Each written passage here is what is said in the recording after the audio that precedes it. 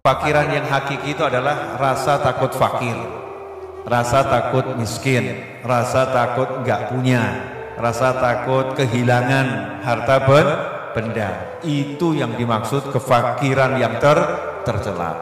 Kefakiran yang semacam ini harus diusir, karena kefakiran tentang ketakutan nggak punya, ketakutan kehilangan harta benda itu akan membuat hati jadi sempit, dada jadi sesak, akhirnya hidup pun menyiksa. Naudzubillah min dzalik. Salah satu solusi yang diajarkan oleh Nabi Muhammad sallallahu alaihi wasallam dan disebutkan dalam hadis yang diriwayatkan oleh Imam Tabarani, qala Rasulullah sallallahu alaihi wasallam, man qara'a qul huwallahu ahad hina yadkhulu manzilahu nafat al-faqra an ahli dzalikal manzil wal jiran. Barang siapa membaca surat Al-Ikhlas, qul huwallahu ahad sampai selesai, ketika dia masuk rumahnya, masuk tempat tinggalnya, maka surat Al-Ikhlas tersebut akan nafat al-faqra, menyingkirkan kefakiran, an ahli dzalikal manzil wal jiran, dari penghuni rumah itu dan bahkan dari tetangga-tetangganya.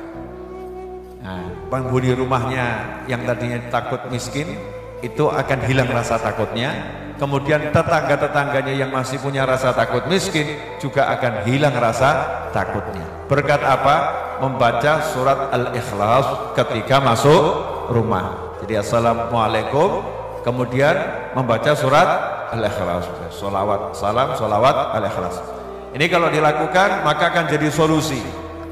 Tapi setan itu mengerti kalau ini diamalkan oleh umat Nabi, maka nanti nggak ada yang takut jatuh miskin, nggak ada yang takut jadi orang nggak punya, akhirnya hidupnya bahagia. Maka setan pun membuat tim anti Al-Ikhlas. Maka dibuat masuk rumah, tiba-tiba handphonenya berdering, nggak sempat baca surat Al-Ikhlas. Baru masuk rumah, tiba-tiba yang di rumah mengatakan, mana oleh-olehnya? Nggak sempat baca surat Al-Ikhlas.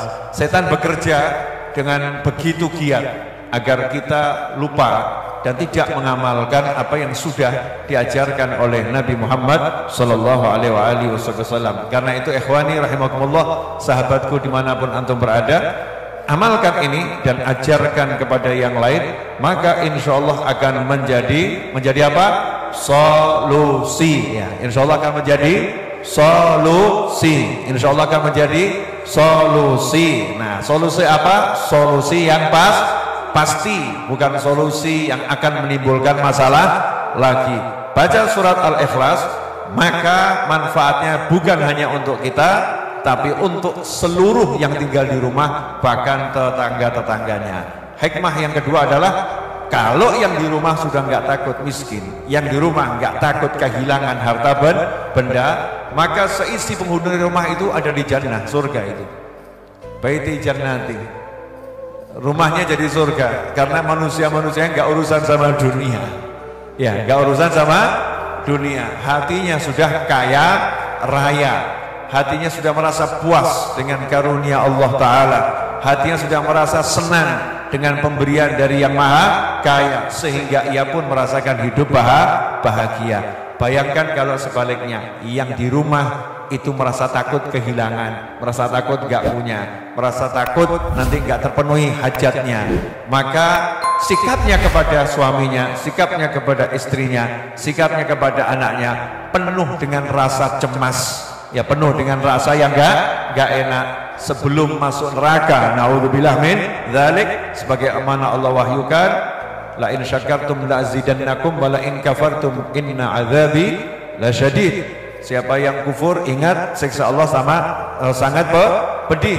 Ya, sebelum masuk neraka di akhirat sana udah merasakan neraka dunia, hidupnya dalam gak enak, susah, suntuk, sumpek, dan sumpek, suntuk, susah, sedih, semuanya urusan yang tidak ada nilainya dalam pandangan Allah Ta'ala. Bahkan sama sayap nyamuk masih hebat sebelah sayap nyamuk. La ta'adil, tidak bisa menyamai sebelah sayap nyamuk, dunia dan segala isinya. Artinya dunia dan segala isinya sama sebelah sayap nyamuk, masih hebat sayap nyamuk. Maka kalau kita sibuk memikirkan dunia sampai merusak hati, berarti kita ini memikirkan 11 sayap nyamuk yang mungkin kurang berarti itulah kualitas akal kita, kualitas hati kita, kualitas pikir kita kelihatan dari sikap kita kepada dunia. Jazakumullah khair.